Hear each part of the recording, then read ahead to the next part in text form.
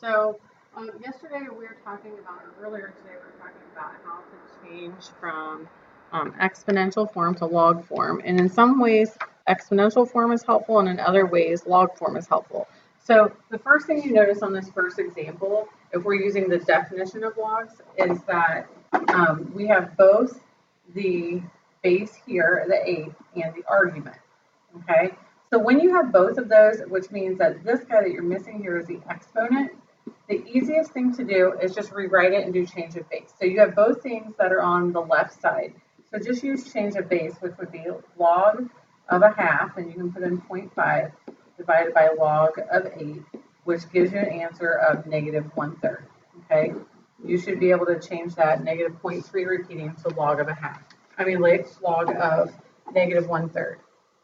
But the next one, if you notice, the part that you're missing here is the base.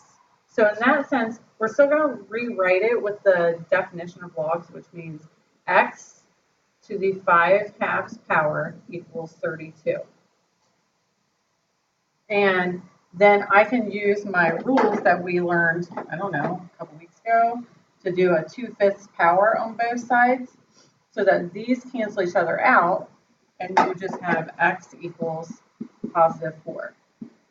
So if you're missing the base, then you need to change it back to the setup of an exponential, and from there you're going to change it and do the reciprocal exponent.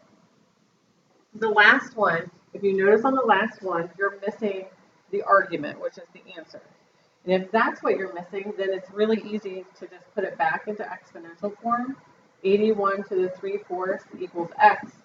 Type this thing into your calculator, and you get 27 equals x, and you're done.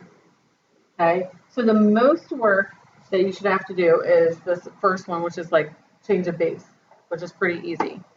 Okay, so those are the 3 ways that you're going to have to use the definition of exponents to solve for them.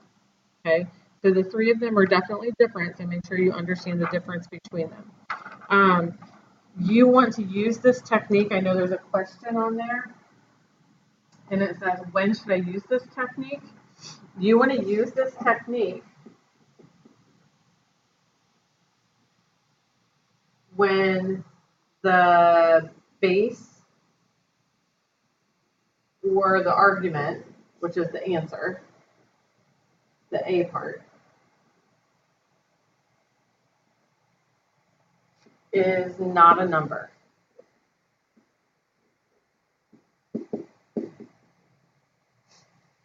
If it is, use change of base. Like number 1.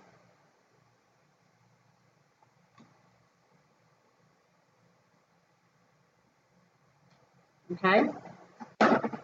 There are a couple different properties that we have to use. This one is by far and away the easiest. This is called the property of equality for logs. If you look at this, you'll notice that they both have log base b on both sides. Kind of like when we had 5 to some power equals 5 to something else, then we could set those equal to each other because we could cancel the bases that were the same. The same thing is occurring here, but in log form. So when this is the case, you have to cancel these logs off so that you're left with just the x equals y.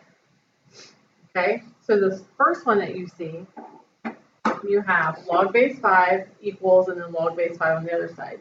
So cancel your logs first, since it's on both sides.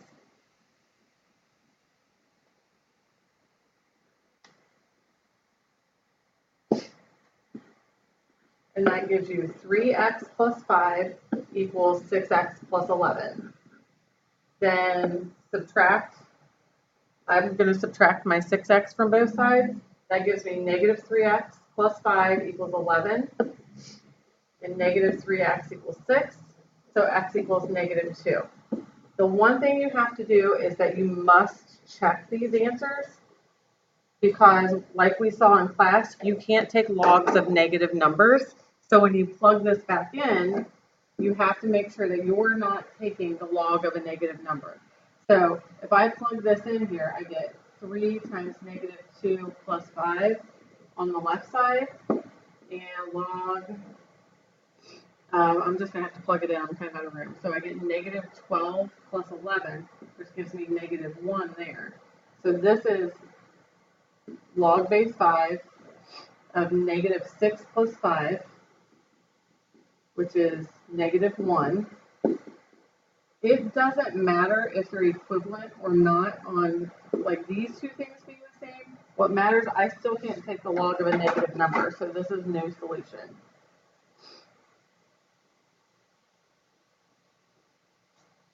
So overall, that's my answer. That answer that I got, the negative 2, is extraneous.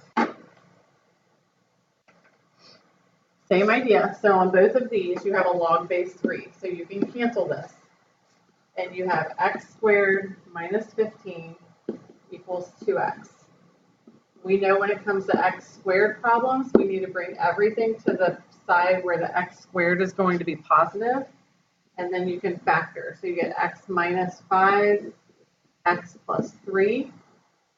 So your answers would be x equals 5 and negative 3. Okay, so check both of those, see if they work. If neither or both work, then neither or both are your answers. I can tell you right away, just because I can look at it and see that when I plug this one in, 2 times negative 3 gives me negative 6. So that one's for sure out. So check the other one. When I plug in, I get 5 times 2 is 10, so I'm good on the right side. 5 squared is 25. 25 minus 15 is 10. So this one also works. Okay. Oops. So when you have this problem,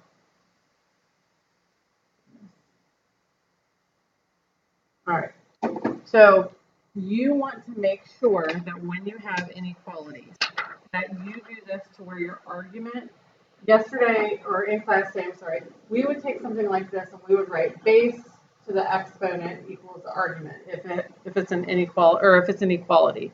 But when it's an inequality, you need to flip-flop it and write the answer part first. So these two things right here need to switch and you need to go this way. Okay? But with the inequality, you're going to use the same inequality sign. All right? For instance, if it's greater than, you need to use greater than. If it's less than, notice on the less than ones, this one, you have to put 0 on the one end of it. Okay? So that's the first thing that we have to do. So down here in the first one, I get 3. I have log base 3 of x is greater than 12. So my answer would be the x is greater than 3 to the 12. So I get x is greater than 531,441. On the second one here, because this is a less than or a less than equals, I have to put a 0 at the front of it, no matter what, because of this. So I have 0 is less than or equal, sorry, just less than, is less than x, which is my argument, less than or equal to 4 to the negative 2. So when I simplify, I get 1 over 16 here. And that one just stays 0 at the end. Okay, I know this problem's not on there, but you should add it just so you have a little bit more practice. Because this is a less than problem, again, you're going to start it off with 0 is less than. Then you're going to take this part, which is the argument, always goes in the middle. Just like on the last one, this goes in the middle. Okay?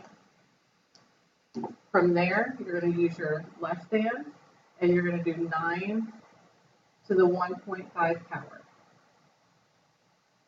And so from there, you just solve it like normal. So 9 to the 1.5 power gives you 27. So you have 0 is less than 3x minus 3 is less than 27. And you can just solve this like you normally would. Since the variable's in the middle. Good afternoon, Oakville High School. The time is now 3:15 and the building is closed for the evening. Unless you are here with a supervised activity or working directly with a teacher in their classroom, it is time to either exit the building or have a seat at the table in the commons. Thank you and have a good evening. So I just added my 3's to all 3 parts. Make sure you do that. And then I divided by this 3 so I can get x alone. So that leaves me with a 1 here and a 10 here. Okay? You need to do this when you have logs on one side, or when you have logs on the one side with an inequality. Okay, it says when should we use this technique to solve? When you have a log on one side with an inequality. The last one, and I know I'm adding a problem on this one too. The last one is very similar to the second property where you have logs on both sides and you would look to cancel things because they have the same base. Okay.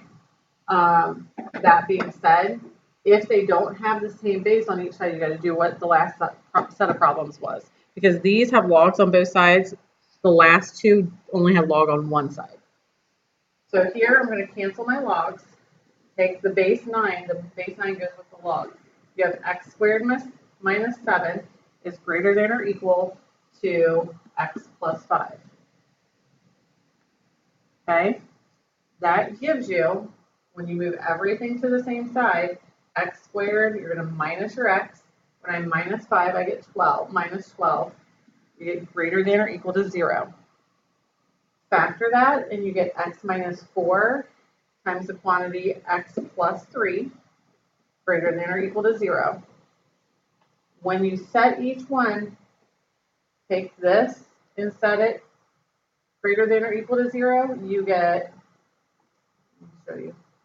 You get x minus 4 greater than or equal to 0, which tells you x is greater than or equal to 4. Similarly, you get x plus 3 greater than or equal to 0. So your x is greater than or equal to negative 3. Okay, this is an and situation. So when you look at where these two things overlap, I mean, think about your number line, people. So you have negative 4 down, or sorry, positive, it should be negative 3. You have negative 3 down here, and you're saying greater than or equal to that. And you have 4 up here, and you're saying greater than or equal to that one. So where do those two overlap? Would just be in this region. So your final answer is going to be x greater than or equal to 4. Okay, you can always test values to see if that works, but that's just something that you need to be aware of. Okay, on this one, I want you to add this problem, and it says log base 2 of x plus 6 is less than log base 2 of 17. So basically cancel your logs and you get x plus 6 is less than 17. And that gives you subtract 6, and so you get x is less than 11. The only little asterisk to these types of problems is the fact that there's a gray area where you can't have a negative inside here. Okay, we talked about we can't do logs of negative numbers. So you get x plus 6 has to be greater than 0. So here's the main problem in blue, but you also have to add this little thing to keep it positive. So if I subtract my 6 from both sides, I get x greater than negative 6. So these two things have to join forces now. And I have to see where those two things intersect. So if it's greater than 6, but less than 11, then that's going to be my answer. Greater than 6, but less than 11. So that's my answer to that one.